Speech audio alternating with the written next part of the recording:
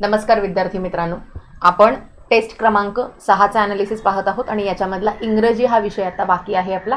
So पहिला प्रश्न बघा, डिस्ट्रॅक्टेड हा जो शब्द आहे तर त्या डिस्ट्रॅक्टेडचा आपल्याला सिनोनिम विचारलेला आहे, म्हणजे समानार्थाचा शब्द विचारलेला आहे. तर बघा कुठला आहे डिस्ट्रॅक्टेडचा? इनअटेंटिव्ह. आता इनअटेंटिव्ह म्हणजे काय की तो डिस्ट्रॅक्ट झालाय, म्हणजे त्याचं लक्ष नाहीये. आणि लक्ष नाहीये म्हणजे काय, तो अटेंटिव्ह नाही आहे, म्हणजे तो काय आहे, इनअटेंटिव्ह आहे. हा त्याचा समानार्थाचा शब्द आहे, ऑप्शन क्रमांक 2. आता फेरोशियस म्हणजे काय? तर फेरोशियस म्हणजे काय, तर अग्रेसिव्ह असणं किंवा व्हायलेंट असणं, हिंसक ज्याला म्हणतो आपण, तर त्याचा अर्थ आहे फेरोशियस. त्यानंतर आहे कॉन्शियस. कॉन्शियस म्हणजे काय, तर आपण म्हणतो ना की अवेअर राहा, अवेकन राहा किंवा कॉन्शियस राहा, म्हणजे जी गोष्ट आपण करतोय त्याच ठिकाणी आपलं संपूर्णपणे लक्ष केंद्रित करणं, त्याला आपण काय म्हणतो, कॉन्शियस असणं, अवेअर असणं, अवेकन असणं, असे त्याचे समानार्थाचे शब्द आहेत. आता एक्झेम्पलरी म्हणजे काय, तर आपल्याला एक्झाम्पल हा शब्द माहिती आहे, तर एक्झाम्पल वरतूनच, एक्झाम्पल हा रूट शब्दच आहे एक्झेम्पलरी या शब्दाच्या मध्ये. आणि एक्झेम्पलरी म्हणजेच काय, तर ideal example, good example, same example. ठीक आहे. पुढचा प्रश्न बघा, one who looks at the bright side of thing. आपल्याला माहिती आहे ऑप्टिमिस्ट आहे तो, आणि त्याचा अपोजिट कोण असतो, पेसिमिस्ट असतो. अथिस्ट म्हणजे कोण आहे, तो नास्तिक आहे. त्याच्यानंतर पुढचा प्रश्न, करेक्टली स्पेल्ड वर्ड कुठला नाही आहे, इनकरेक्ट नाही आहे.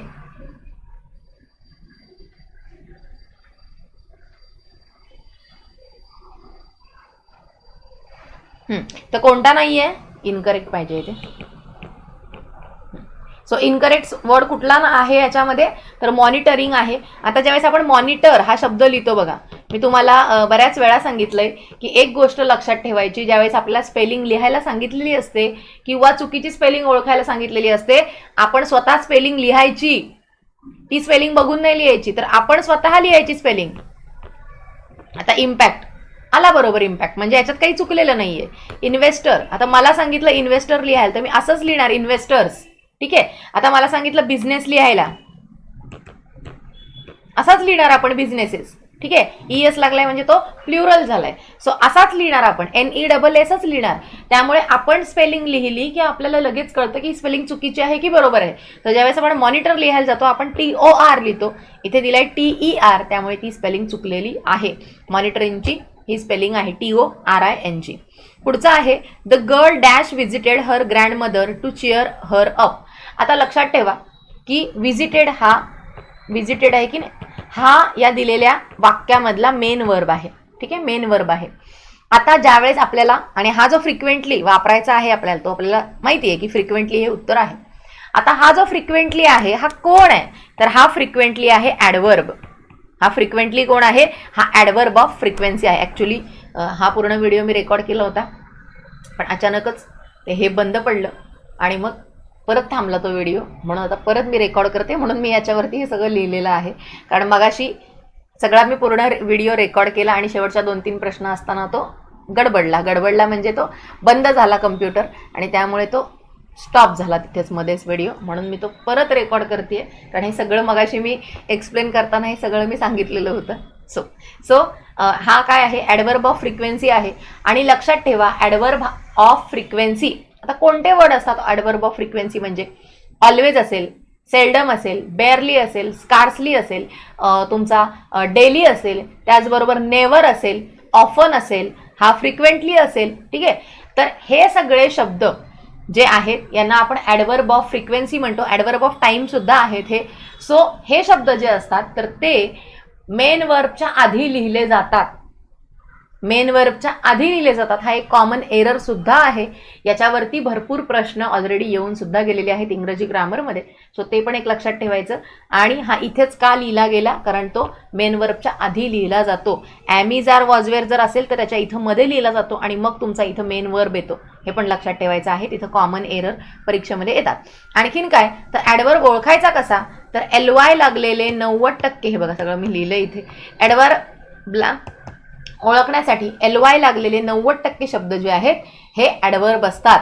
हे लक्षात ठेवा की LY लागलेले, आपण शाळेच्या वेळेस असंच करत होतो की LY लागलेला शब्द दिसला की तो ॲडवर्ब असतो, हे आपल्याला माहिती आहे. सो ते एक लक्षात ठेवायचं आहे. पुढचं बघा, to turn over a new leaf म्हणजे काय रे, तर पूर्णपणे बदलणे म्हणजे काय की एक छोटीशी कळी नाही पालवी होती म्हणा आणि त्या पालवीचं एक नवीन पान झालेलं आहे, नवीन पान तिचं उमललेलं आहे, तर ती एक चांगली गोष्ट आहे की नाही. पालवी फुटणे ही एक पॉझिटिव्ह गोष्ट आहे आणि त्यामुळे to change one's behaviour in a positive way, पूर्णपणे एखाद्याचा स्वभाव बदलणे चांगल्या गोष्टीसाठी किंवा चांगल्या पॉझिटिव्ह वे मध्ये, तर त्याला काय म्हणायचं, to turn over a new leaf. सोप्पा आहे ते एकदम. पुढचं बघा, तर सगळं परत लिहिते मी. आता सांगितलेलं आहे इथे फ्युचर परफेक्ट टेन्स. तर परफेक्ट टेन्स आपण कसा लिहितो बरं, तर आपला जर प्रेझेंट परफेक्ट असेल, पास्ट परफेक्ट असेल आणि फ्युचर परफेक्ट असेल, हा प्रेझेंट आहे, हा पास्ट आहे, तर कसं लिहितो, हॅव हॅज प्लस V3. काय आहे स्ट्रक्चर त्याचं, हॅव हॅज प्लस V3. पास्टचं काय आहे, हॅड प्लस V3 आणि फ्युचरचं काय आहे, तर विल हॅव प्लस V3 असं आहे. सो आपल्याला कुठला पाहिजे, फ्युचर परफेक्ट टेन्स पाहिजे, म्हणजे विल हॅव प्लस V3 पाहिजे वाक्यामध्ये. शोधा कुठल्या वाक्यामध्ये विल हॅव प्लस V3 आहे, विल आहे, हॅव आहे, V3 आहे. प्रिपेअर्ड ईडी लागला, पास्ट टेन्स ईडी लागला, V3 सुद्धा सेम फॉर्म आहे. V4 म्हणजे काय, प्रिपेअरिंग, ING लागला. जर एखाद्याला ING लागला असेल तर तो त्याचा V4 फॉर्म असतो, लक्षात ठेवायचा. कुठे घेतो आपण ING फॉर्म, कुठे घेतो, तर कंटिन्युअस टेन्सेस मध्ये घेतो. प्रेझेंट कंटिन्युअस टेन्स असेल ING, past continuous tense ING, future continuous tense असेल तरी पण ING. आणखीन एका ठिकाणी ING कुठे घेतो, तर प्रेझेंट परफेक्ट कंटिन्युअस टेन्स, जो चौथा टेन्स असतो आपला, त्याच्यामध्ये सुद्धा आपण काय घेतो, विल नाही, विल इकडे घेतो, हॅव बीन प्लस ING हा घेतो आपण फॉर्म. कशामध्ये, तर प्रेझेंट परफेक्ट कंटिन्युअस टेन्स ज्यावेळेस आपण लिहितो तेव्हा त्याच्यामध्ये हॅव बीन प्लस INGचा आपण वापर करत असतो. असे आपण 12 टेन्स जे आहे ते आपण ऑलरेडी शिकलेले आहेत.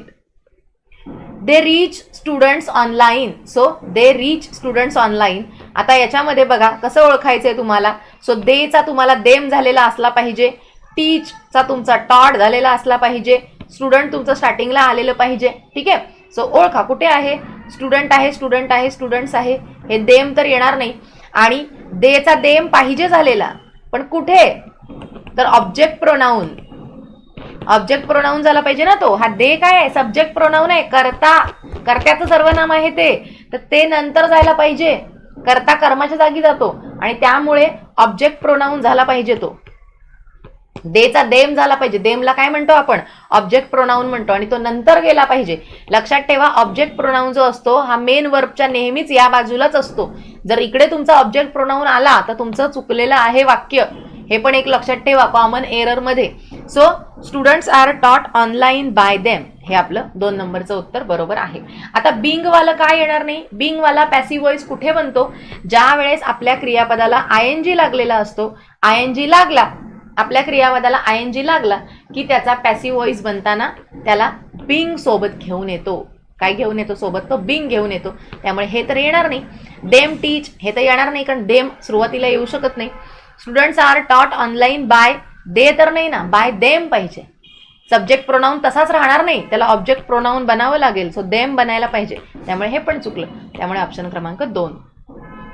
माय boss wants everybody to remain present for the meeting. So to remain नाही, सो टू रिमेन हे पाहिजे याच्यामध्ये. बेअर इन्फिनिटिव्ह काय असतं, इन्फिनिटिव्ह वर्ब मध्ये काय काय असतात, इन्फिनिटिव्ह असतं, बेअर इन्फिनिटिव्ह असतं आणि जिरंड असतं. हे काय करत असतात, वाक्यामध्ये कशाचं काम करत असतात, तर नामाचं कार्य करत असतात वाक्यामध्ये. इन्फिनिटिव्ह असेल तुमचा बेअर इन्फिनिटिव्ह असेल किंवा तुमचा जिरंड असेल, तर हे सगळे धातू साधित आहेत आणि ही सगळी धातू साधित वाक्यामध्ये नामाची कार्य करायला येतात. ठीक आहे, so my boss wants everybody to remain present for the meeting असं आहे ते. ठीक आहे, सो त्यामुळे तो रिमेंड नाही पाहिजे, तो चुकलेला आहे. डायरेक्टचा इनडायरेक्ट स्पीच करा. The chairperson exclaimed that he was very intelligent. So chairperson म्हणाला की मी किती हुशार आहे. हा असा इनडायरेक्ट स्पीच त्याचा केलेला आहे. हा ही वॉज म्हणजे कोण, हा चेअरपर्सन आहे. सो काय येईल त्या ठिकाणी, आय एम. आणि व्हेरीच्या ठिकाणी काय येईल, हाऊ येईल. आणि अवेरी असेल तर या ठिकाणी समजा अवेरी असेल तर काय येईल, व्हॉट येईल, व्हॉट. लक्षात ठेवा. आणि नुसता वेरी असेल तर आपल्या वाक्यामध्ये काय पाहिजे, हाऊ पाहिजे. आणि इथं पाहिजे तुमचा एक्सक्लेमेशन मार्क. का, कारण हा एक्सक्लेम केलाय, त्याने ओरडलाय तो. So the chairperson comma double inverted comma how intelligent I am. How intelligent I am असं आपलं वाक्य येईल. आणि मग एक्सक्लेमेशन मार्क. ऑप्शन क्रमांक 4 बरोबर आहे. आय एम पाहिजे, आय एम पाहिजे. आय वॉज नाही चालणार, त्यामुळे हे चुकलं. How very intelligent. How very double येणार नाही, एक तर व्हेरी येईल किंवा हाऊ येईल. आणि एक्सक्लेमेशन असेल तर तिथं व्हेरी नाही येणार, तर तिथं हाऊच येईल. आणि अव्हेरी असेल तर काय येईल, व्हॉट.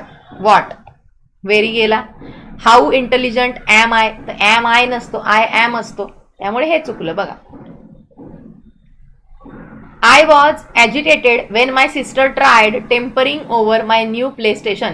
तिच्या बहिणीला तिचा प्लेस्टेशन पाहिजे होता. सो प्लेस्टेशन वरती का प्लेस्टेशन विथ. सो तिथं काय येणार, प्लेस्टेशन विथ येणार. प्लेस्टेशन विथ येणार आहे. ऑप्शन क्रमांक 4. Wisdom is not a virtue that many possesses. हा इथं नाहीये, हा इथं आहे. लक्षात ठेवा, ज्या वेळेस आपल्याकडे इनडेफिनाइट नाऊन असतात, आणखीन कोणते असतात रे, प्रॉपर नाऊन असतात, आणखीन कुठले असतात, ॲब्स्ट्रॅक्ट नाऊन असतात. तर हे कोणते सुद्धा आर्टिकल्स घेऊन येत नाहीत. No article. यांच्या आधी कुठल्याही आर्टिकलचा वापर केला जात नाही. पण जर हे स्पेसिफाय केलेले असतील, आता स्पेसिफाय म्हणजे काय, द विजडम ऑफ मेरी. मेरीचा विजडम असेल तर द लावायचा. काय लावायचा, द लावायचा. कधी पण विजडम कोणाचा तरी स्पेसिफाय केलेला आहे तर लावायचा. कळालं. जर स्पेसिफाय एखादी गोष्ट केलेली असेल तर त्याच ठिकाणी आपल्याला द चा वापर करायचा आहे. नाहीतर कुठल्याही इनडेफिनेट नाऊनसाठी, ॲब्स्ट्रॅक्ट नाऊनसाठी, प्रॉपर नाऊनसाठी कुठल्याही आर्टिकलचा वापर केला जात नाही. हे डोक्यात फिक्स बसवून ठेवा, पेपरमध्ये प्रश्न येणार आहे. Fear of the night. Fear of the night काय आहे, नॉक्टिफोबिया आहे. नोमो म्हणजे काय, मोबाईलचा फोबिया. नेक्रो थोडा वेगळा आहे बघा, कारण बाकी सगळ्या शब्दांमधून आपल्याला अर्थ कळतो पण नेक्रोतनं अर्थ कळत नाही. नेक्रो काय आहे तर फिअर ऑफ डेथ आहे. फिअर ऑफ डेथ म्हणजे नेक्रो आहे. न्यूमरोफोबिया म्हणजे काय आहे, फिअर ऑफ नंबर्स. नंबर्स न्यूमरोमध्येच कळतं की तो नंबर्स आहे. One who is new to the profession काय असतो, नोवाईस असतो. त्याला आपण ग्रीन हॉर्न असं सुद्धा म्हणतो. आणखीन काय म्हणतो त्याला, अनएक्सपिरियन्स्ड पर्सन. ज्याला की एक्सपिरियन्स नाहीये कशाचाच, नवीनच आलाय तो काम करायला, नवखा आहे तो. सो नोवाईस आहे तो. ठीक आहे. सिनियर, एक्सपर्ट, प्रोफेशनल आपल्याला माहिती आहे. इथे बघा आता पॅराजंबल आहे. हे पहिलं वाक्य दिलेलं आहे. There is no cost for damaging the deteriorating. ठीक आहे. द एन्व्हायरमेंट म्हणजे काय, डिटिरिओरेटिंग म्हणजेच काय तर नाश केलाय आपण एन्व्हायरमेंटचा. एन्व्हायरमेंटला आपण डॅमेज केलंय, त्याचा भरपूर आपण नाश केलेला आहे. त्याचा आपण पुरेपूर म्हणण्यापेक्षा नको तेवढा वापर आपण त्याचा करून घेत आहोत. सो ह्याच्यासाठी पुढे याचं काय येईल, environment. But to mitigate the effects of climate change requires the huge cost. ठीक आहे. आता एवढ्या सगळं आपण जो काही डॅमेज केलेला आहे एन्व्हायरमेंट, ह्याची आपल्याला कॉस्ट करता येणार नाही. आणि याचे जर आपल्याला परिणाम कमी करायचे असतील, आपण त्याचा वाक्याचा अर्थ नको बघूया, आपण फक्त सिक्वेन्स बघूया. सो एन्व्हायरमेंटच्या पुढे हे येणार, बट धीस ह्यूज कॉस्ट आलं. ह्यूज कॉस्ट पुढे this cost. This cost is link with the promotion of renewable energy sources and industries. नंतर Initially, the government have to give huge subsidies to promote clean energies and industries. The cost of correcting the climate of around $500 billion for the whole world. India needs around 20 billion to improve our environment through the adaptation of clean energy. म्हणजे S1 आला, तो पहिलाच लागणार आहे. नंतर P आला, Q आला, नंतर S आला आणि नंतर R आलेला आहे बघा. PQSR. आता लक्षात ठेवा, आता हे एवढं मोठं वाक्य दिलंय, वाक्य वाचून पाहायचं. तुम्हाला सगळ्यात पहिला सब्जेक्ट आला पाहिजे. सब्जेक्ट ह्याने दिलाय तर एन्व्हायरमेंटच्या पुढे काय लागतं? Environment. But to mitigate the effect of climate change require huge cost. The cost of correcting. आता ही कॉस्ट आलं. The cost. This cost is link with the promotion of renewable energy sources and industries initially. ठीक आहे. Initially government have to give huge subsidies to promote clean and energy industries. The cost of correcting the climate is around $500 billion for the whole world. India needs around 20 billion to improve our environment through the adaptation of clean energy. म्हणजे त्यांनी काय म्हटलंय की आपण जो काही पर्यावरणाचा नाश केलेला आहे तर तो आपल्याला कुठल्याही पैशांनी किंवा कुठल्याही किमतीने तो भरून काढता येणार नाही. तो कशाने आपण भरून काढू शकतो? तर फक्त आणि फक्त जर आपण अपारंपरिक ऊर्जा स्रोतांचा वापर केला तर त्याच्यानेच आणि त्यांचं जास्तीत जास्त प्रमोशन केलं तरच आपण तो भरून काढू शकतो. आणि जगासाठी ह्या सगळ्या व्हॅल्यू म्हणजे ह्या एन्व्हायरमेंट डॅमेजची व्हॅल्यू किती आहे? तर $500 billion आहे. आणि जर फक्त एकट्या भारताचा विचार केला तर आपल्याला $20 billion लागतील हे सगळं इम्प्रूव्ह करण्यासाठी, असं त्याचा अर्थ आहे. Select the correctly spelled. तर कुठलं करेक्ट आहे स्पेलिंग? परसिव्हरन्स. परसिव्हरन्सची स्पेलिंग ही आहे. ठीक आहे. Perseverance. I dash to music daily after dinner. आता याच्यात कुठला काळ आहे कसा कळणार? तर आपण जेव्हा टेन्सेस शिकतो, टेन्सेस शिकताना आपल्याला प्रेझेंट टेन्समध्ये पहिल्याच आहेत गोष्टी. युनिव्हर्सल ट्रूथ असेल तर प्रेझेंट टेन्समध्ये लिहितो आपण.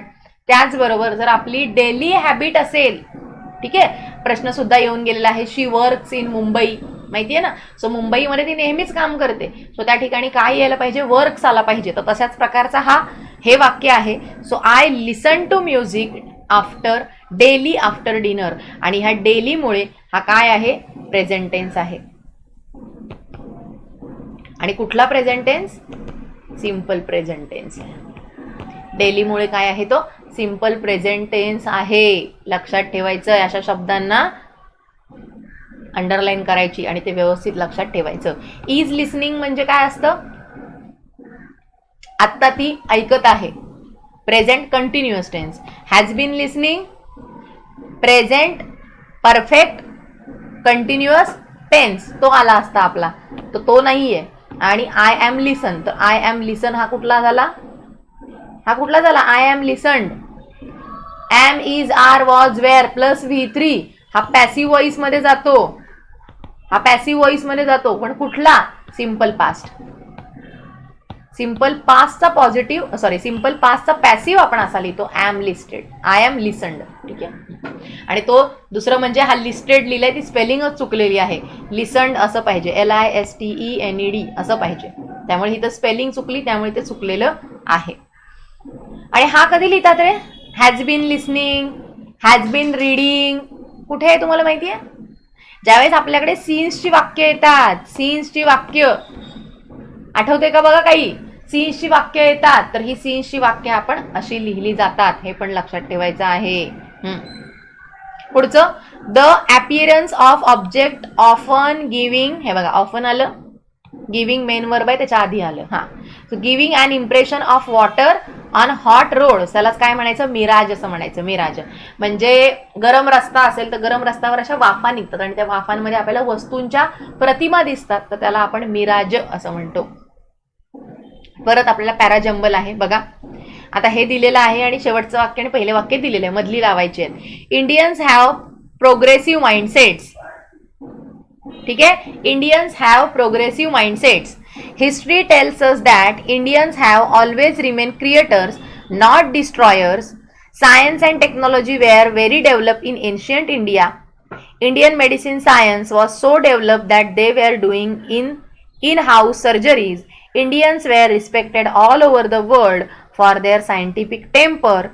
India lost its focus from science and slid from that level of respect. PQRS. सेमच क्रम आहे त्याचा. सेम आपण जसं वाक्य वाचलं तसाच PQR आणि S असाच त्याचा क्रम आहे. काय सांगितलंय? पॅसिव्ह व्हॉइस करायचं आहे.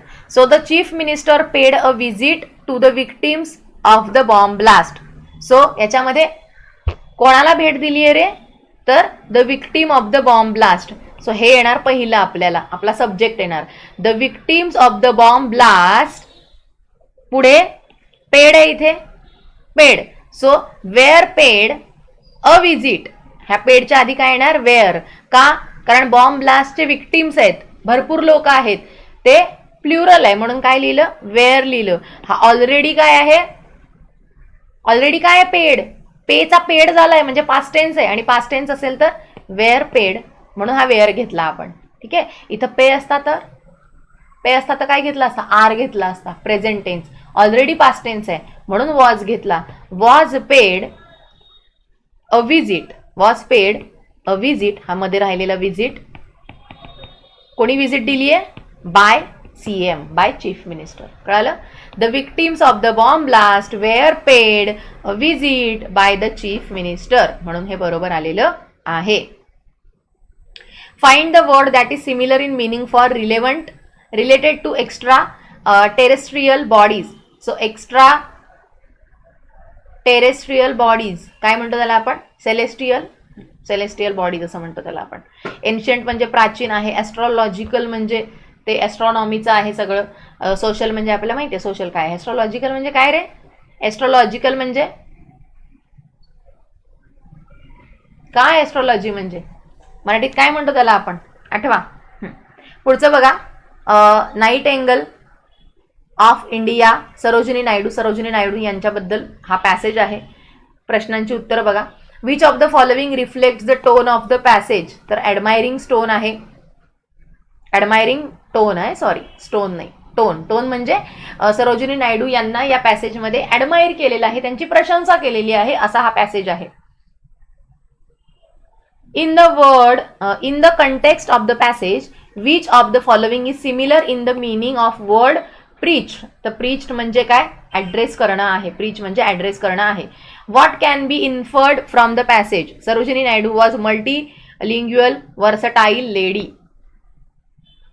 Which of the following find support in the passage. Sarojini Naidu took part in satyagraha, quit India movement and non corporation movement. सगळ्या याच्यामध्ये सरोजिनी नायडू गांधीजींसोबत होत्या, आपल्याला माहिती आहे, Dharasana satyagraha. Why was an asteroid name after Sarojini Naidu. Sarojini Naidu was a well known and respected role model through out the world. त्यामुळे त्यांचं नाव ॲस्ट्रॉइडला या दिलेलं आहे. ॲस्ट्रॉइड म्हणजे काय असतात, आकाशामध्ये ॲस्ट्रॉइड असतात, अजून काय मेटेरॉइड्स असतात. तर ते जे दगड असतात मोठमोठे, तर त्यांना आपण ॲस्ट्रॉइड असं म्हणतो. सो इथपर्यंत आपलं इंग्रजीचं जे विश्लेषण आहे तर ते कंप्लीट झालेलं आहे.